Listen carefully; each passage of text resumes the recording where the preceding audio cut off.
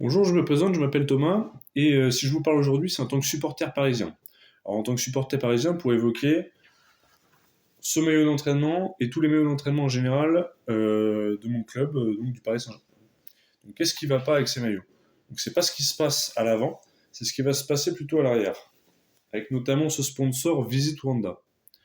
Donc, ce sponsor, il interpelle d'une part, parce qu'on peut se demander comment l'Office du tourisme rwandaise, qui n'est pas, à mon sens, un des pays les plus visités au monde, arrive à sponsoriser un club aussi prestigieux que le Paris Saint-Germain.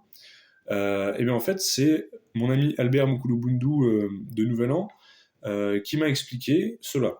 Parce que c'est quelque chose qui est très peu médiatisé en France et je voulais vous le partager. Donc en fait, comment le Rwanda arrive à se sponsoriser? Il faut savoir qu'à l'est du Congo, à la frontière rwandaise, euh, le Rwanda en fait soutient les milices armées qui sèment la terreur, où il y a une guerre civile en fait au Congo depuis plusieurs années déjà.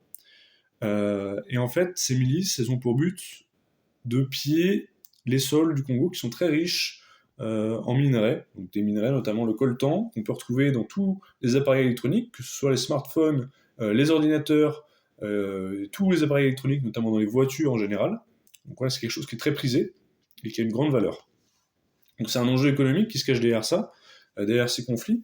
Et évidemment, toutes les firmes multinationales n'ont pas intérêt à médiatiser ce conflit qu'on retrouve finalement assez peu ici, dont on entend assez peu parler. Et du coup, c'est par ces biais-là que Visit Rwanda a su s'implanter du coup à l'arrière des maillots du Paris Saint-Germain. Donc voilà, donc si vous voulez plus vous pencher sur ces travaux, je vous invite à vous orienter vers les travaux d'Albert Moukoulou-Boundou de Nouvel An, où il y a des documentaires également sur Internet qui sont très bien faits.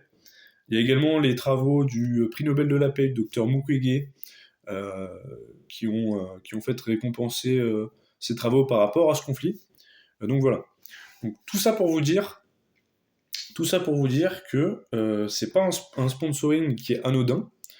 Et je voulais vous alerter et faire prendre conscience de ce phénomène, peut-être ouvrir le débat, voilà, sur l'éthique et la responsabilité qu'on a en tant que supporter parisien par rapport au port de ces maillots dont jusqu'à présent je n'avais pas conscience. Voilà, donc c'est pour faire prendre conscience de cela à mes amis parisiens.